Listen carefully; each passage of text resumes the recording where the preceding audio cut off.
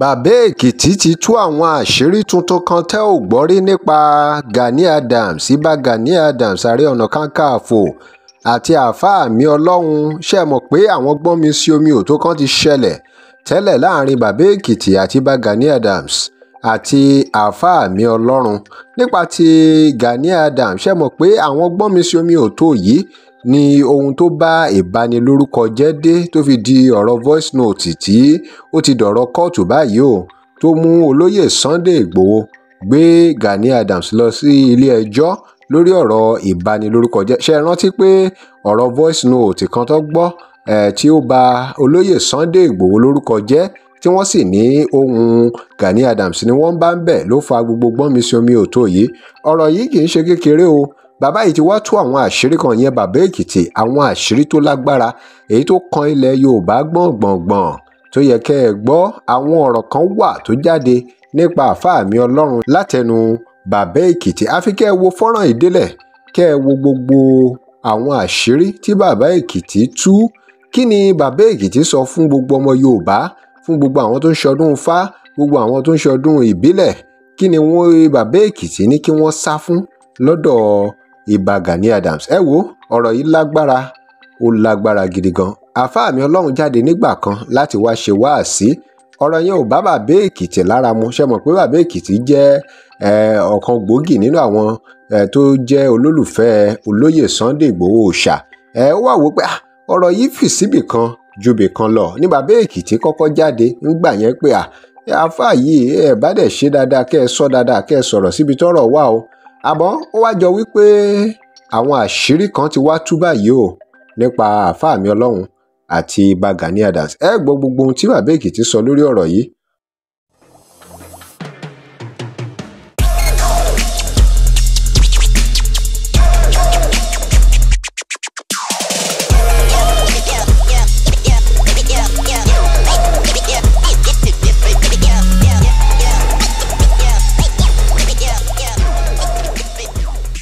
ọ̀rọ̀ pọ̀ nù wo kọ́bọ̀ nǹkan kì í ṣẹ̀ṣẹ̀ ràgó. Welcome to Digi Naija. Remember to like, share and follow us. kí ni bàbá èkìtì rí nípa ibà Gani Adams? kí ni wọ́n rí nípa ohun tí wọ́n ní Gani Adams fẹ́ ṣe fún gbogbo ilẹ̀ yorùbá? ẹ̀yin èèyàn ẹ yá wo fọ́nrán yìí ká gbọ́ ohun tí bàbá èkìtì sọ nípa àáfàá àmì ọlọ́run náà. àṣebí ò ní gbà yìí bí rọ́bà lọ lógún ọdún ìjọkọ̀lì òtítọ́ máa bá a. Gani, gbogbo irọ́ tí Gani pa òótọ́ ti bá a, òótọ́ ti bá a. ó dárúkọ mi nínú fídíò yẹn. I'm from Ekiti, from Ipoti Ekiti, in Ekiti state. lọ wádìí ọmọ Ekiti dáadáa. ó lè rí ọmọ Ekiti nídìí irọ́. ọmọ Ekiti tẹ́ bá bá nídìí irọ́ is not a genuine Ekiti at all. Ìgbòho ti rán èèyàn lọ sí Ìwéré Ilé. bí mo ṣe ń sọ fún ẹ lọ́wọ́lọ́wọ́, àwọn bọ́ọ̀sì Ìgbòho wọ́n ti lọ sí Ìlọ́ra lọ ṣàlámí bẹ̀. kí ewu ní Gani ṣe tó di àmì ọlọ́run. mi ò ní ọ̀rọ̀ púpọ̀ lórí ọ̀rọ̀ ọbọ̀ yẹn torí mo rí pé kò yé. ṣé mọ̀ pé ẹni tá a bá ti kó lẹ́rú wọn á kọ́kọ́ di etí inú ẹ̀. ẹni tá a bá kó lẹ́rú wọn á fọ́ ojú inú ẹ̀. wọ́n á ra nílà, wọ́n á gbà làákàyè ẹ̀ lọ́wọ́ ẹ̀. He will not know how to think right. òun ló ṣe majority àwọn tó ń tẹ̀lé Gani lẹ́yìn. ọ̀rọ̀ rẹ o, òun náà ni bàbá èkìtì sọ yìí o. àwọn àṣírí tó ń tú nípa Gani Adams àti àáfàá mi ọlọ́run. ẹ já wo fọ́nrán ìdílé. Gani ò dìde o, owó náà ń wá kiri o. ìgbé ayé ìrọ̀rùn yorùbá kò kàn wọ́n. tó bá jẹ́ pé ó kàn wọ́n ni wọ́n á fi tọmọlàkejì ṣáájú. tó di àmì ọlọ́run àwọn kan ń gbé káàkiri. àmì ọlọ́run ó ti ṣàtúnṣe fún fídíò tó ṣe nígbà tó lọ síbi wáàsí Gani. ẹ má jẹ́ apọ́njẹ́ bẹ̀tẹ̀ lákìsà. ẹ má jẹ́ àwa orúkọ míì fún irọ́, fún àìdá làìdá ó máa jẹ́. àwọn bàbá wa lẹ́kìtì ń bí báyìí wọ́n ní èèbó náà ṣe sọ̀rọ̀ yẹ pé ìgbélẹ́yìn ìwà tí ò dá ní pé ọmọ mi ń fẹ́wọ́. olè jẹ́ olè, èwo ni ọmọ mi ń fẹ́wọ́. àmì Ọlọ́run fídíò tẹ́ ń gbé káàkiri àmì Ọlọ́run ti ṣe kì í ṣe ọdún yìí ló ti ṣe tó ní ṣèbí Nokia ló kọ́kọ́ dé ṣèbí kìíní kan ló kọ́kọ́ dé ó ti ṣe before ilé ikú tó ṣe fún Gani ẹ má jẹ́ bá kí tí ò dáa ẹ jẹ́ bá àmì Ọlọ́run wí kó apologize fún ìran Yorùbá from Kìṣíṣí tó bá dọ̀la tí àwọn Boko Haram àwọn ẹ̀sìn bá bọ̀ bá di Kìṣí ṣé ó rò pé Gani máa jáde síta ni ṣé ó rò pé ó máa tó bá pé Gani we always know Gani for one thing tó bá gbọ́ pé àwọn Boko Haram yẹn strike níbì kan ó máa pa fóònù ẹ̀ ní á pa fóònù ẹ̀ ní immediately why are you backing irọ́ ẹ má ti irọ́ lẹ́yìn àmì Ọlọ́run kó fèsì mùsùlùmí wáàsí tó ń ṣe kiri kò dá kí àáfà máa ń ṣe kò gbóná kò tutù nínú ààwẹ̀ oṣù tí a wà yìí oṣù yọ ẹ̀ṣẹ̀ ní kì í ṣe oṣù tó yẹ ká tún máa dá ẹ̀ṣẹ̀ torí irọ́ ara ẹ̀ṣẹ̀ ni ẹni tó bá rí òtítọ́ tí ò bá sọ ẹ̀ṣẹ̀ ni ẹni tó bá gbèsè di ibi ìdí ìkà ẹ̀ṣẹ̀ ni ohun tí àmì Ọlọ́run ṣe is wrong. Gbogbo ilé fídíò ilé tẹ́ ń gbé káàkiri àti first message tẹ́ ń gbé káàkiri ó ti ṣe tipẹ́. òun náà ni bàbá Èkìtì ń sọ yìí o àwọn àṣírí tó ń tú nípa Gani Adams àti àfáà mi Ọlọ́run tó ṣe ní wáàsí lọ́dọ̀ Gani Adams ló ṣe é ó ti ṣe tipẹ́. A ní Yorùbá tòde òní lójoojúmọ́ lójú wa ń là sí a ní Yorùbá tòde òní lójoojúmọ́ là ń mọ ọ̀tá. Bàbá yẹn sọ pé èèyàn kan ó gbé ọ́díò síta pé Gani ṣe mítì pẹ̀lú àwọn ará ẹ̀ lọ́ra kí ló kàn wá ṣé Gani gan lè dúró níbi tí Sunday Igboho bá wà ní ṣó lè fèsì ẹ̀ ni ayé ẹ̀yin OPC fẹ́ rún ni ẹ̀yin fẹ́ kí OPC ṣó lè fèsì ẹ̀ ni kí ló kàn wá tó bá bí yín dá ẹ wá dá Sunday Igboho lọ́nà ọ̀kẹ́ dá àwọn ọmọ ẹ̀ lọ́nà kí Sunday Igboho má sí bẹ̀ kẹ́ ní OPC nìyí wọ́n ti kàn sẹ́rí ẹni yẹn kàn ṣe fídíò bàbá Àrólé Tẹ́tẹ́ ó pe Àrólé Tẹ́tẹ́ ni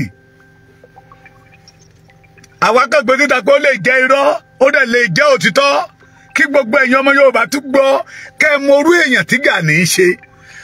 Mo fi àkókò ìpè ẹ̀yin gbogbo orí adé ilẹ̀ Yorùbá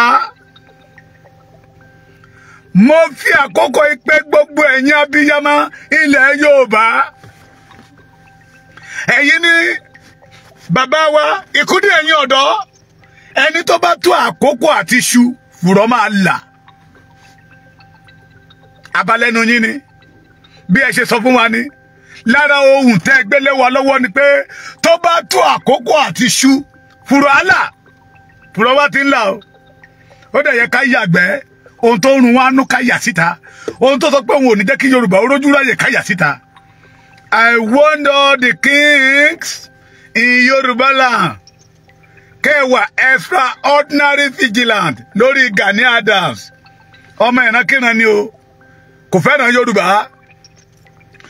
Mo fi àkókò ìpè gbogbo ẹ̀yin pásítọ̀ Moses especially Kérúbù and Séráfù Celestia tí Gani lọ sásí ọ̀dà yín ẹ fúnra ìfúnra lóògùn àgbà. Gbogbo ẹ̀yin mùsùlùmí òdodo tí Gani tó sásábẹ́ yín tó rò pé ara yín lòun ẹ fúnra ìfúnra lóògùn àgbà. Àwọn àṣírí tó ń tú nípa Gani Adams àti àfáà mi Ọlọ́run ẹjá wo fọ́nrán ìdílé. ó fẹ́ máa ṣírí àwọn gbogbo pásítọ̀ yẹn ni to deal with them to weak their power torí iṣẹ́ táwọn Fúlàní gbé fún nìyẹn. Àṣírí agbára ilẹ̀ Yorùbá ló wá káàkiri. Ẹ̀yin bàbá mi oníṣẹ̀ṣe ìyá Ọlọ́ṣun ìyá Ológun ìyá Ọlọ́ya Oníṣàngó ẹ fúnra ìfúnra lóògùn àgbà.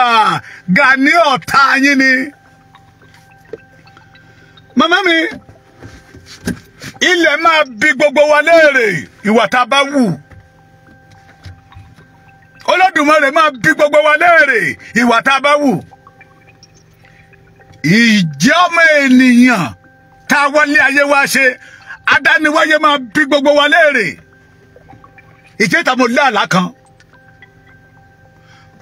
I'm not a traditional worshipper. But I did not condemn anybody.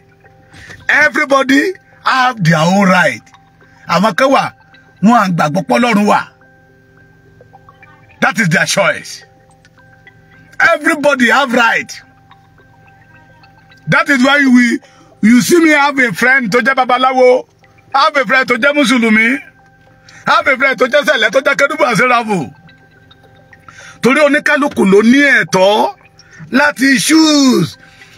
Tábàdẹ̀ máa rojọ́ lọ́jọ́ ìdájọ́, oníkálukú mi ò ní bá Ọmọlúkà rojọ́ títí, Ọmọlúkà ò ní bá mi rojọ́ títí mi ò ní bá Lady K rojọ́ títí ẹ̀, Lady K ò ní bá Òmẹ́yọ̀ rojọ́ títí ẹ̀, Sunday Igboho ò ní bá mi rojọ́ títí mi, èmi náà ò ní bá Sunday Igboho rojọ́, oníkálukú ló máa rojọ́ títí ẹ̀.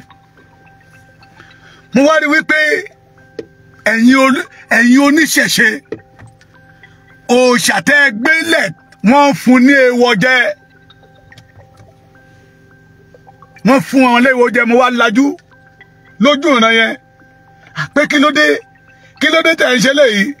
Ó ní mi ò tí lè mọ̀, ó jágbe mọ́ mi lójú àláyé. Mo ní kí ló ń ṣẹlẹ̀, kí ló ń ṣẹlẹ̀, kí ló ń ṣẹlẹ̀. Mo bá rọ ọ̀rọ̀ yẹn fún bàbá mi kan, ó wá ní kí jẹ́ kó lọ wádìí ẹ̀. Ó nígbà tó máa fún mi lésì, ó ní Yorùbá gbẹ́dọ̀ ó ní àṣírí kan láàfin wọn mi ní ilẹ̀ Yorùbá.